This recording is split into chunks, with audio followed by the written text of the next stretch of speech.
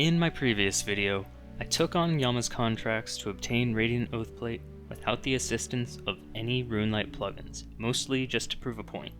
And I followed that up with the claim that any accomplishment in this game would be possible without using plugins, despite their dominating presence in old school PVM. Well, today I will be heading to Versenhaza to put that claim to the test, where I will be attempting to complete the Theater of Blood by myself on a completely vanilla client. To give you some context, the first person ever to solo the theater was none other than Wook himself back in September of 2018, 3 months after the raid's initial release.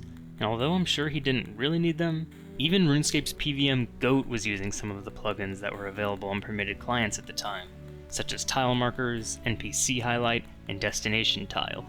Fast forward to now, despite nearly a decade of power creep, quality of life updates, and the development of far more powerful plugins, Solo ToB still remains one of the hardest challenges in old school, only to be taken on by the select few looking to push their abilities beyond the title of Grandmaster. Well, since things have only gotten easier, I'll be leaving behind all the conveniences of 2026, and instead be heading to 2018 Scape to take on this challenge with only gear and supplies available on ToB's day of release. There's no time to waste, so let's get in there and find out if I'm actually capable of soloing the Theater of Blood, or am I nothing but a plugin merchant?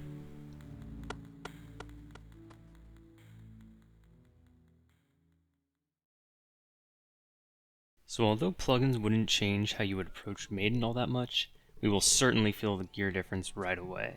2018 gear means no access to strong melee gear like Treads, Ferocious Gloves, Torva, or Oathplate. Buffs that have been made to the Scythe and the Serpentine Helm since 2018 will make us slightly more powerful than a true 2018 setup, but our damage fully potted will still be about 9% worse than modern max gear, accumulating to roughly 30-second longer kills on average, and that's only if our super combat potions are constantly topped off, which without access to divine potions, these will slowly tick down throughout the fight, making us progressively weaker. Some of the other gear, which we won't have access to in this run, will include the Eye of Ayak and Lightbearer, both of which have significant use cases in later rooms. One edge case I'm deciding not to use is the Elder Maul, which, although it released before ToB dropped in 2018, it wouldn't receive a special attack until after a 2024 gear rebalance, so I thought that using the Dragon Warhammer was a bit more in the spirit of this challenge. Now, we will benefit a bit from QOL updates of recent years, such as no delay in autocast spells and guaranteeing freezes on Maiden's healing Nalakis past a certain threshold of mage accuracy. It's actually crazy to think that people in Max Mage were still occasionally splashing for 2 full years following the raid's release. The real kicker though is going to be no Amulet of Blood Fury. In any room where I will take chip damage, we are going to have to make up for quite a bit of lost HP. In this room specifically, the Blood Fury would expect to heal about 157 hit points over the course of the whole fight. That's the equivalent of nearly 2.5 brews, or for our preferred method of healing, about 7 prayer doses from proccing Redemption that we'll wind up using just in this first room. Take note of the LE to compensate. But because it's the first room, we will be having the luxury of resetting for a good run if we so choose, so I can afford to play a little bit greedy if I'm willing to risk a couple of minutes time. And boy did I grade some extra hits. Anyway, I'll only need a few extra restore pots to spare, so as long as I have that, it is on to bloat.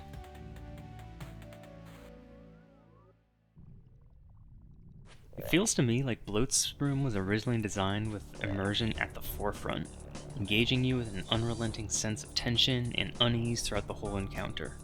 Standing idly in Bloat's line of sight for more than a moment means certain death from a constant swarm of flies, which forces the player to hide from him. With the ability to turn unexpectedly, the player wants to keep a constant eye on him, but the falling flesh hazards will force you to split your attention. While you may wish to take an aerial view to keep Bloat in your peripheral, the dangling chunks of flesh obscure your vision, instead forcing a low camera angle, only allowing you to catch glances of Bloat as he disappears around the corner or eerily passes the translucent chamber in the center of the room. Or you can just use plugins and see pretty much everything. That's what most people do, actually. Yeah, to me, this room might be the #1 worst offender of plugins stripping away the thematics and the atmosphere of the game and just reducing the experience to clock and grid. At least Jagex drew the line at not being allowed to hide the central chamber, because if players were allowed to, we know that they absolutely would. Thankfully, Bloat's one-of-a-kind design still offers unique gameplay for any team size. In modern solos, that mostly centers around optimizing your limited windows for attacking, and momentarily stepping into danger to maximize your damage output. However, with 2018 gear, and trying to backpack as many supplies as possible, our options are a little more limited on this run. Also, there's really no time pressure here, so I just chose to be patient, and that's going to get me out of here having used basically no supplies.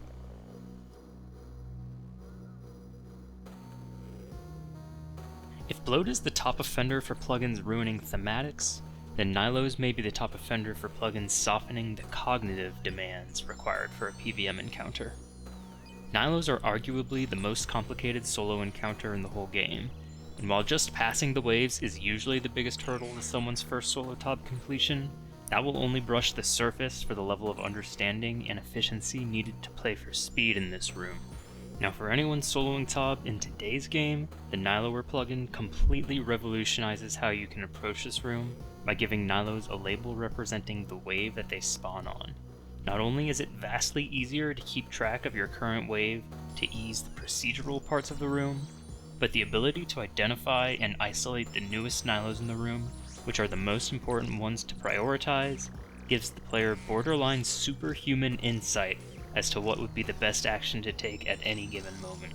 I mean, take a look at my room right now, and imagine if I were keeping a mental map of which Nilos to target because they're the newest ones, while constantly updating that queue in my head with the split Nilos from popped bigs, as well as the incoming Nilos, while simultaneously planning how I will address the waves I know are coming next. Not to mention, I'm watching my XP drops as I go, to check if I need to circle back and double tap any Nilos.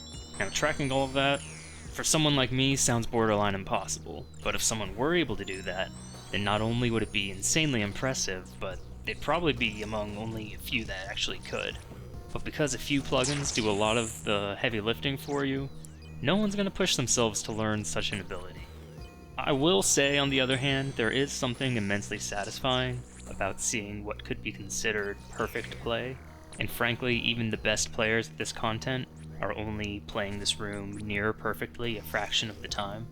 So I can see the argument that because the skill ceiling is so high, plugins keep an equally wide skill gap and just lets the window of difficulty sit in a bit of an easier place. But something just doesn't sit right with me when I know that a plugin is setting the bar higher than what I expect a human could possibly ever do through their own cognition, while also lowering the barrier of entry to make players capable of things that they might not otherwise be able to do. Look, I don't know, if any gamers out there are up for a challenge, I would love to see the fastest wave time possible without using plugins, specifically Nilower and Death Indicators, because I'm actually so curious to know how much of an advantage plugins actually offer here. I mean, who knows, maybe I'm vastly overestimating their strength, and I'll be the first to admit that I don't have the experience to push the times to their absolute limits even with plugins. So it's hard for me to really say. At my current ability, I'm mostly happy just to get a completion, which, speaking of, I have made it through this room.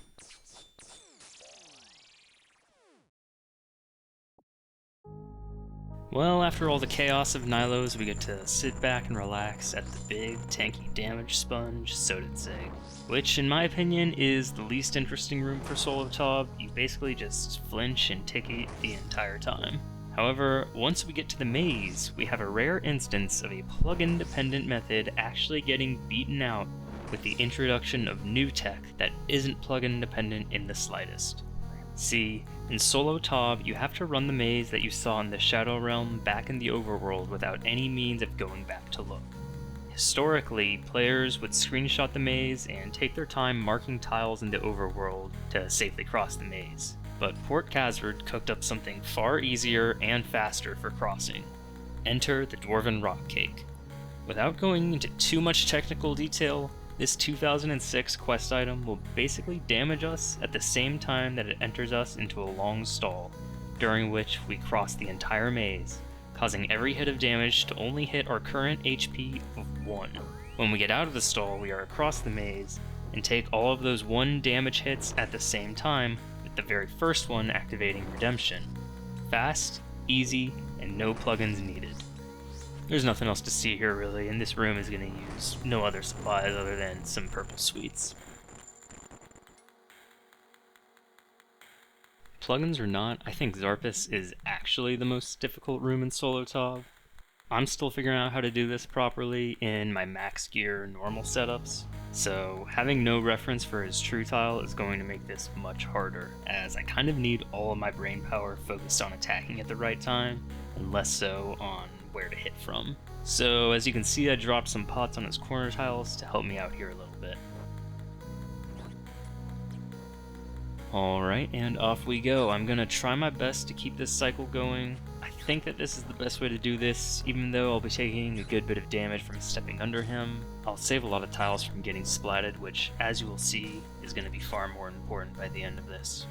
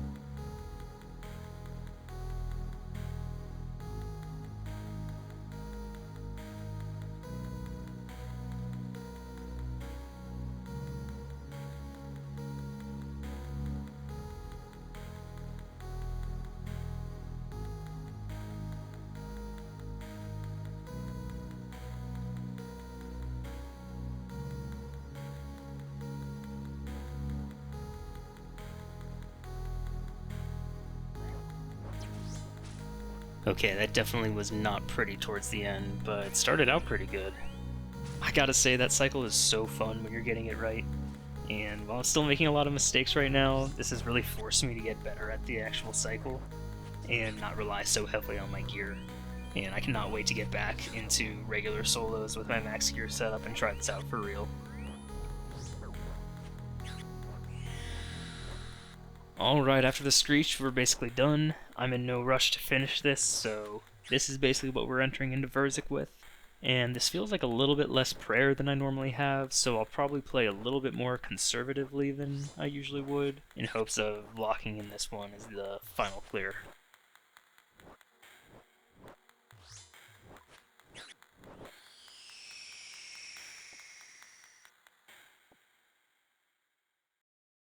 Okay, we are at the final challenge, and I would say we are already through the worst of it. I think this is my 4th attempt at Verzik, and I'm finally starting to consistently clear Zarpus. I'm going in for the regular start just for Legacy's sake, and here goes nothing.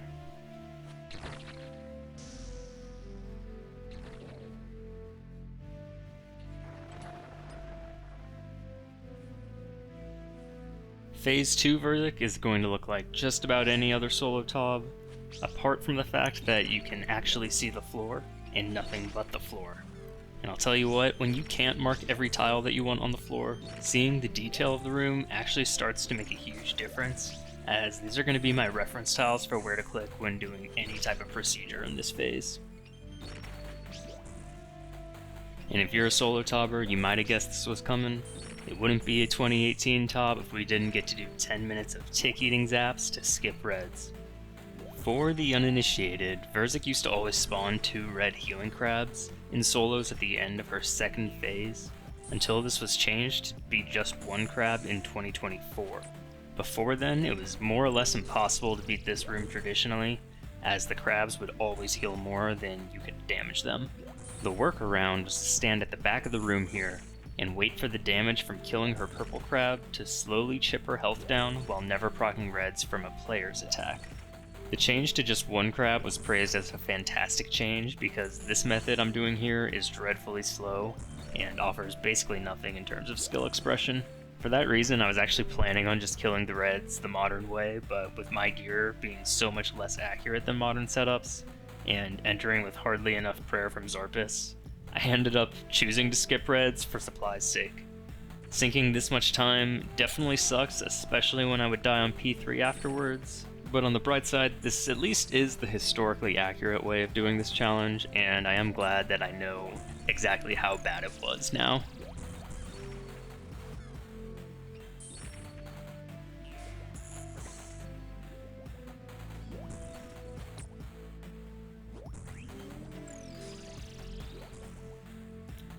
And in Phase 3 with these supplies, this is mostly just going to come down to a test of nerves. I do need to be a bit extra careful to not be in her melee range while moving her, as her true tile is pretty hard to intuit, but apart from that, we're just playing this like any other Verzik. I will be feeling the lack of Blood Fury here as well, but thankfully the ability to tiki the Death Ball with the Locator Orb saves us a lot of wasted brews.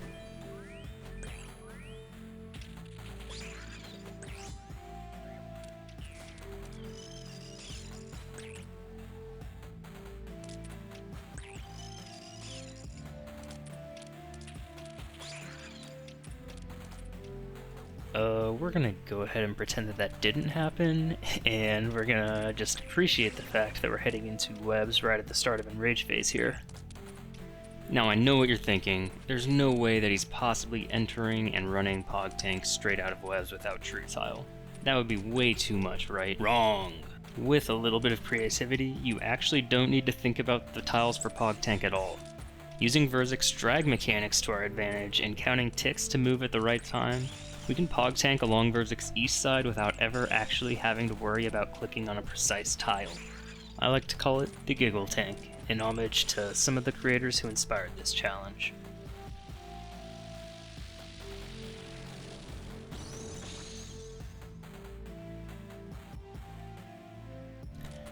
And what an amazing way to end on, with a prime example of problem solving without plugins by creating something entirely new and within the bounds of the vanilla client. While it's not something that really has any use in the modern ToB meta, I have been finding some use for this myself in my solo hard mode ToBs that I've been learning, where I'll use it to move Verzik out of the center to position her for the yellows that come after webs. Though funnily enough, that's something that people typically solve through plugins anyhow. But alright, we'll see if we got any loot and we'll wrap this up. That's so awesome, it doesn't even render in right away. And wouldn't you know, we got a purple. Purple on the completion. It couldn't be more perfect. Okay, before I pop this chest, I just want to say that if you made it this far, that means so much to me that you've watched, and I hope that you enjoyed.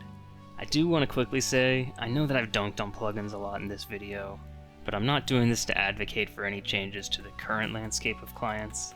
For me, it's really just about setting the example for the direction I'd like to see high-level content go in this game, which is leaning away from Pluginscape and not into it. I talk a bit more about how I really feel in my last video, so if you're curious to hear me go more in-depth on that, maybe go give that video a watch. And that'll be in the description along with the unedited full run of this if you want to call out any of the many egregious mistakes that I made and hid from you here. Now, without further ado, let's pop open this bad Johnson. And it's not Justy, that's a win in my book. Guys, if you enjoyed this video, please consider dropping a like and a subscription. Right now I'm trying to hit 500 subscribers so that I can monetize my videos. And lastly, a huge shout out to my buddy Frost for letting me use his original synth music in this video. You can find his info in the description below as well. Thank you guys so much, and I will see you in the next one.